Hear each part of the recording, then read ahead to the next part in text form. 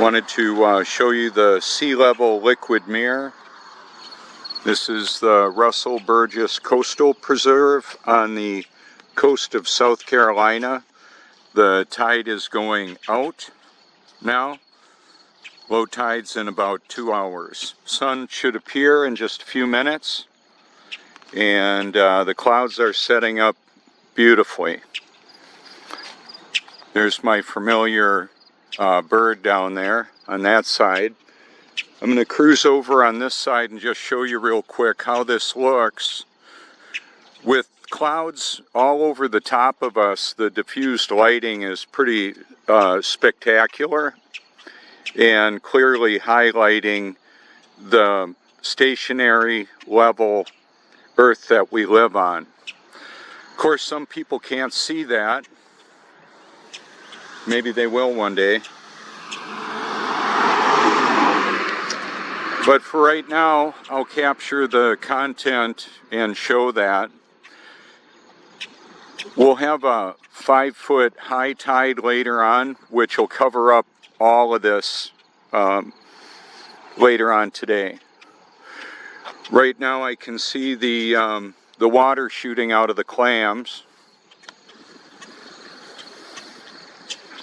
On the other side there's a much larger bird. I'm going to show you. He'll probably want to fly away.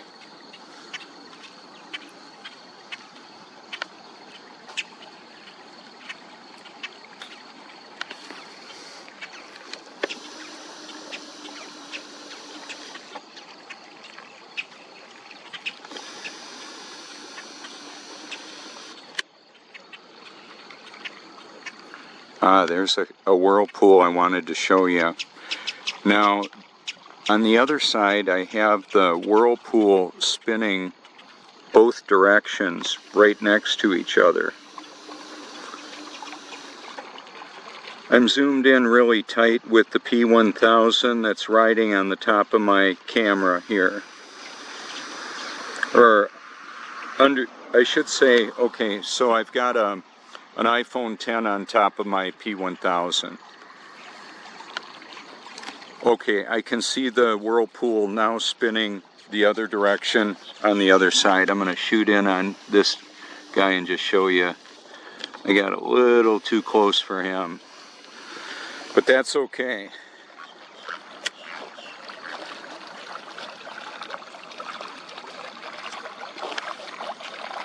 Some people say that the toilet water is an indicator of the rotation of the Earth, the way the water spins. Well, okay, so what I want to show you right now is how these whirlpools are spinning in opposite directions right next to one another. Oh wow, look at this little bird. I didn't even see him there.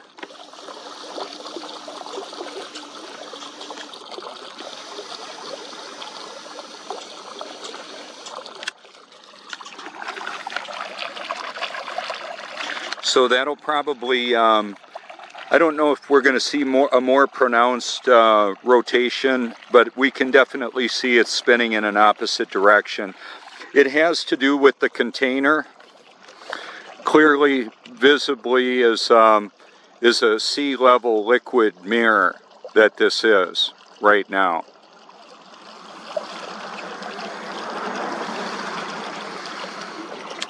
That little guy doesn't mind me being here. The big one was a little more afraid. Okay, so I'm gonna take us on up.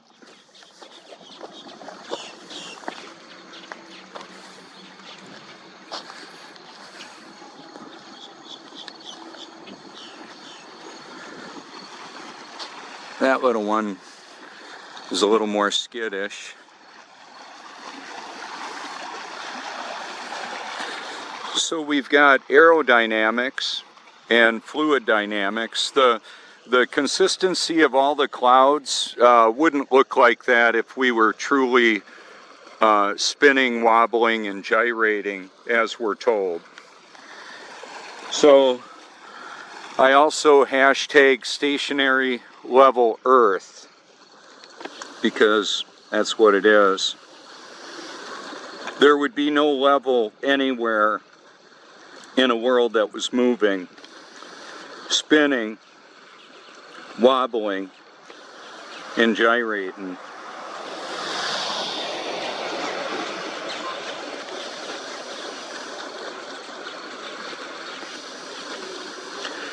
So one of the things that I'm doing right now is establishing a view of the elevation as this water rushes out.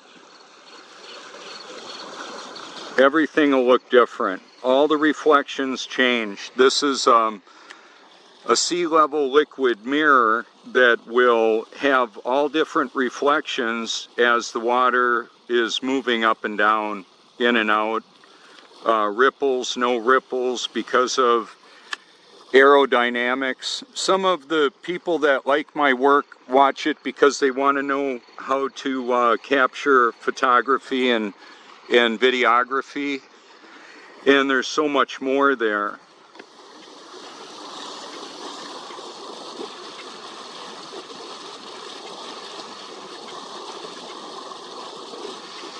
If you want to edit my videos and put them together in a montage where you put music to it, that's fine.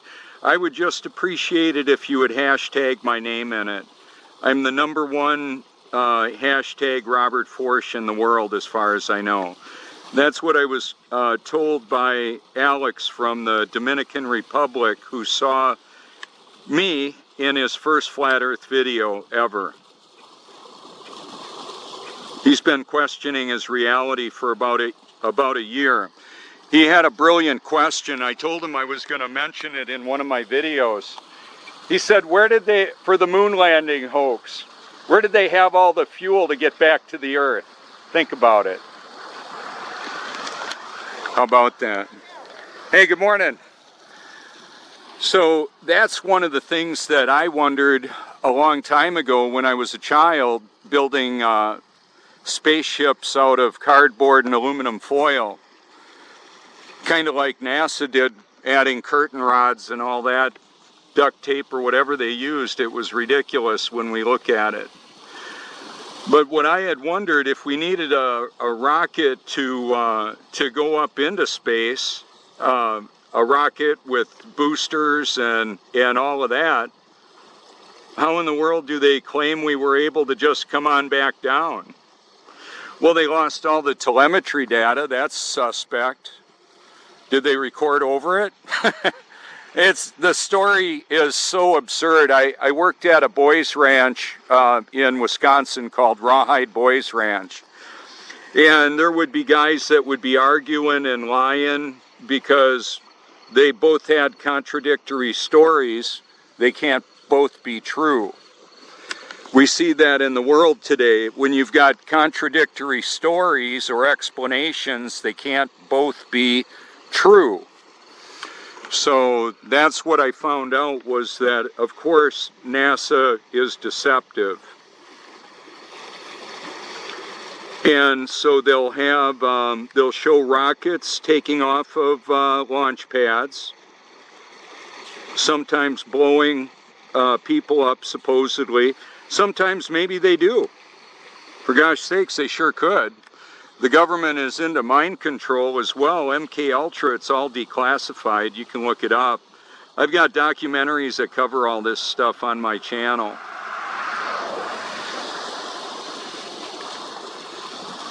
So I've been much more busy. I've been busier putting hashtags all over the place of my liked videos.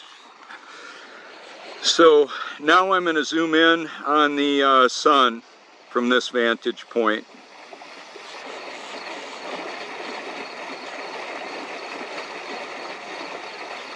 Job 37 states that the sun is in the midst of the clouds.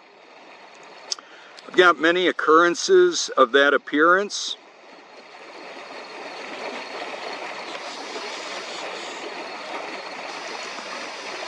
It normally occurs within an hour of after an hour of sunrise and an hour before sunset. based on perspective. So what I'm going to do right now is I'm zoomed in and I'm going to move over. I'll show you. I'll just show you with it zoomed out so you can see what distance we're talking about. That's the pylon I'm going to move over and sit on. And now I want you to observe the difference in perspective, just a couple of feet. Now we can't even see the sun from here. So it's like sighting in a rifle. I'm an excellent marksman. I just like to let my targets live. I used to shoot birds and animals. Now I just, when I do that, I'll use photography. And I can share it with you.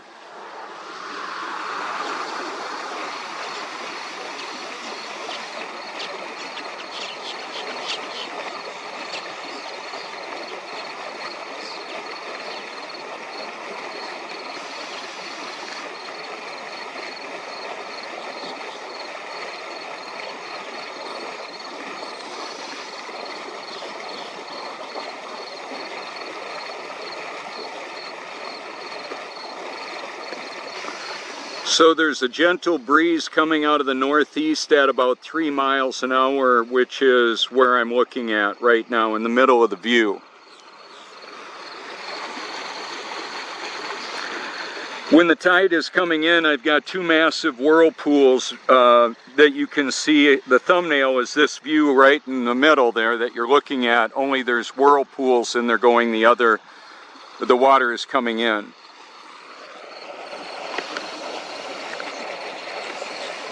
So a liquid mirror is kind of like a verbal meme. We're used to thinking of a mirror as something that is breakable.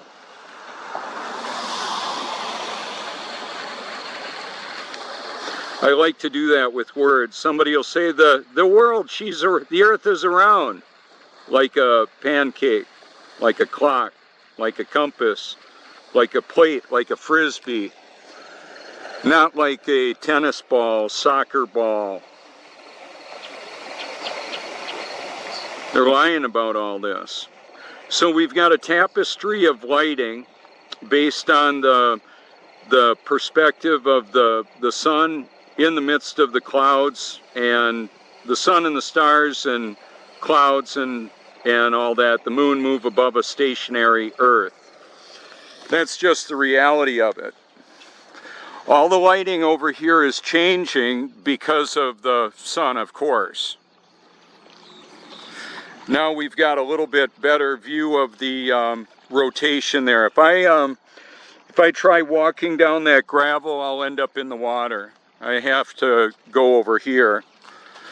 But I'll just shoot it from here.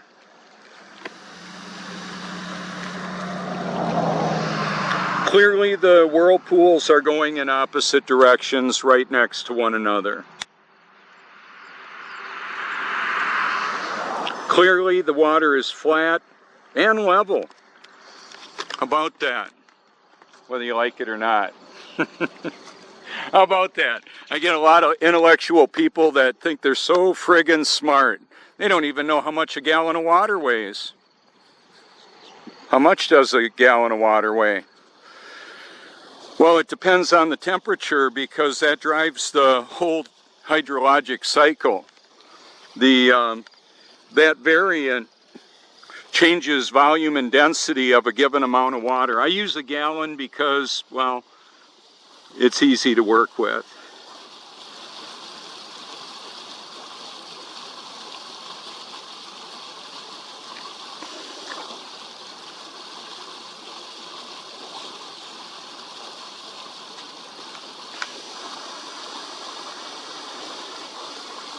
And I'll zoom in and out, not because I can't figure out what to do. I just want to show you the variant that happens, a little change in the cloud cover.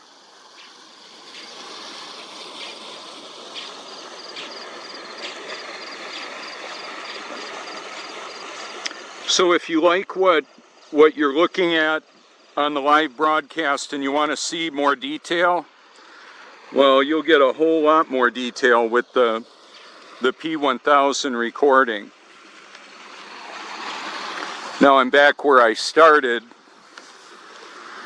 on that middle pylon.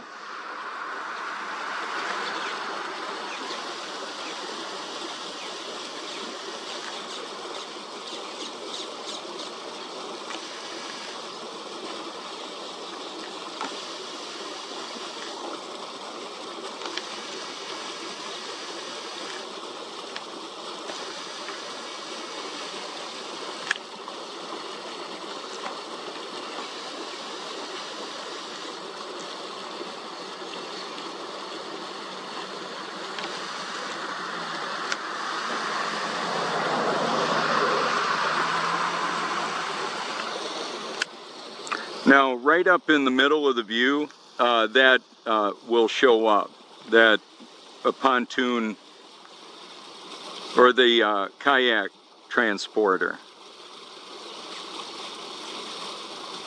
There we go. All the trajectory of the reflections indicate flat and level. Now this water where the current is, well, that's not exactly completely flat or level, but it's close. There's clearly a water flow that can be noticed because of the shape of this area that the water is flowing into.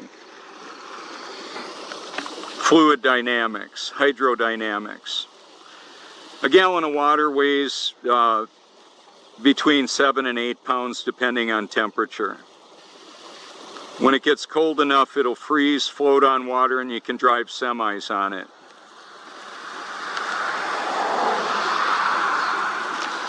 Clearly, the sun is in the, there are clouds behind the sun, clearly. I'm the guy that captured it. As far as I know, I had the video that got more views of anybody on that occurrence early on in the flat earth discussion. It's because I'm all in on this. I see that it matters. People are basing their eternal perspective on a godless cosmic Big Bang that NASA is shoving down the throats of humanity. Now, here's the great news. All of God's children will absolutely be born again. That's for sure, and that's forever. I'm going to move over about 5 feet, and I want to show you the difference in the reflection. Lining it up in the water there.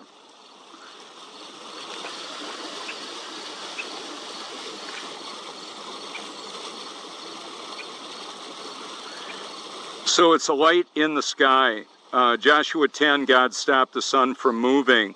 It isn't that a bunch of sheep herders and fishermen didn't know we lived on a spinning ball hurling through space. We don't. That's a satanic deception. Now, God's word says to everybody forever, they refuse to love the truth and so be saved. For this reason, God sends them a powerful delusion. Who's the deceiver? Well, Satan's the deceiver. God will use everybody and everything. Satan has limited access. So I get people that call me and say, wow, your numbers, you put your number and your name right there and your address. Yeah, I'm not afraid to live, die, or tell the truth.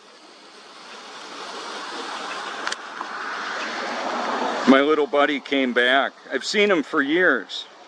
A lot of these birds have seen me. I mean, I just keep coming back and do this. I don't know that there's one white bird that keeps trading places with another white bird to trick me, but this one's been coming here for years, or one like it. He's not a vegan, obviously. So in the truth movement, there are some that are trying to hold to all the dietary laws of the Old Testament.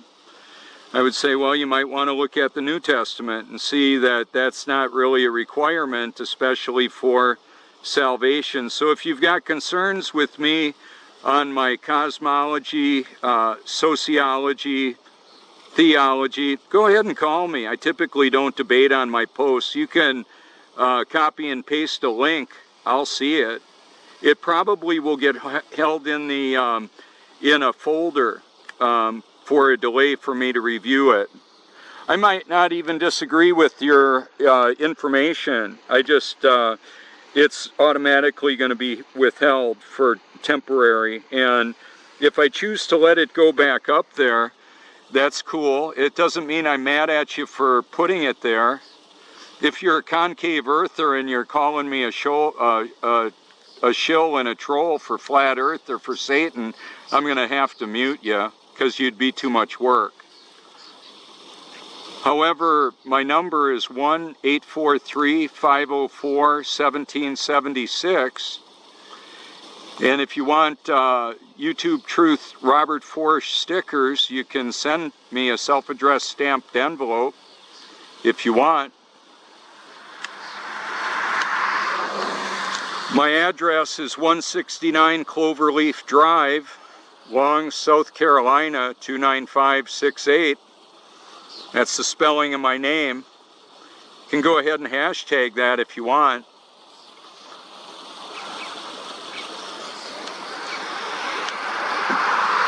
So one of the reasons why I put my name up there and I want people to hashtag it is it connects a lot of this stuff. The internet and the cloud and artificial intelligence is a system that I'm utilizing to the fullest extent that I can.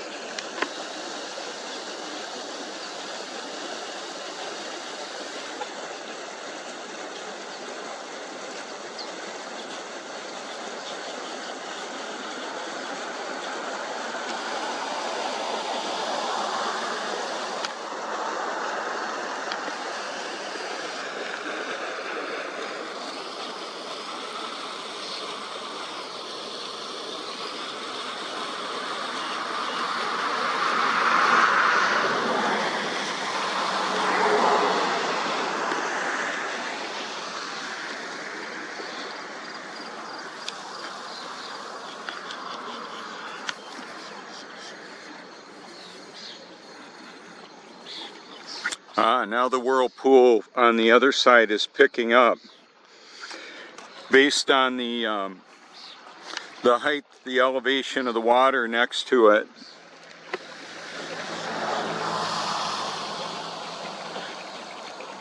So if toilet water and fake modified pictures from supposed space travel would be your evidence for a spinning, wobbling, gyrating oblate spheroid, you're not changing my mind.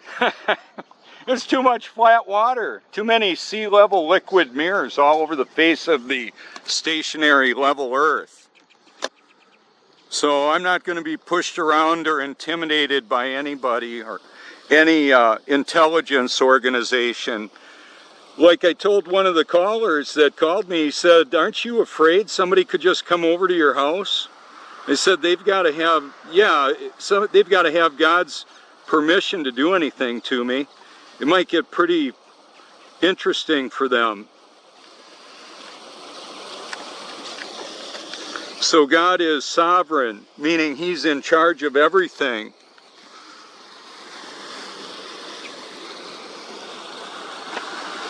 So nothing's going to happen to me that, or you or anybody, that God doesn't cause or allow. The thing that I had to ask myself, if I was truly born again, why was I still a drug addict and alcoholic? The answer I got was disturbing. I repented, cried, did all the right stuff as far as I knew 30-some years ago, and I wasn't born again yet. And then, about 4.5 years ago, we're coming up on 5 years, on Reformation Day, also celebrated as Halloween by the blood-drinking, human-sacrificing Satanists. I'm outing them. I was born again then and given a love for the truth regardless of what the consequences of sharing that might be. So, I'm unapologetically biblical in all of this.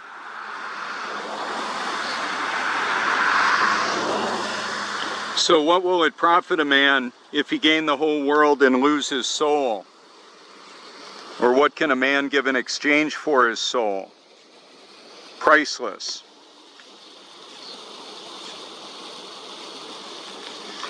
Actually, Jesus paid a price I couldn't pay. You may know him as Yeshua, Yahweh. He's the Word incarnate, the Spirit of God that took up flesh, dwelt among us, paid a price on the cross, gave us what he requires. My righteousness surpasses that of the scribes and Pharisees because it's his. It's not mine. He gave it to me. Salvation is a gift from God. Keep that in mind. Feel free to reach out anytime. You can call me anytime, day or night. What time is it?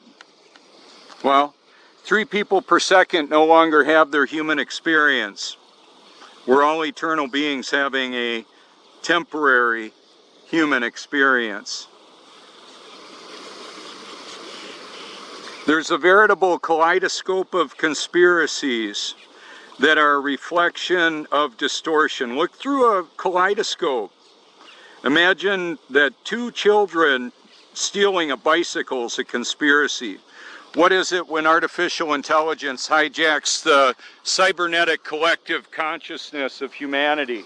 Cybernetic meaning all the digital distraction and deception that we rely on. How about that? Reach out and call me anytime you like. Thank you so much.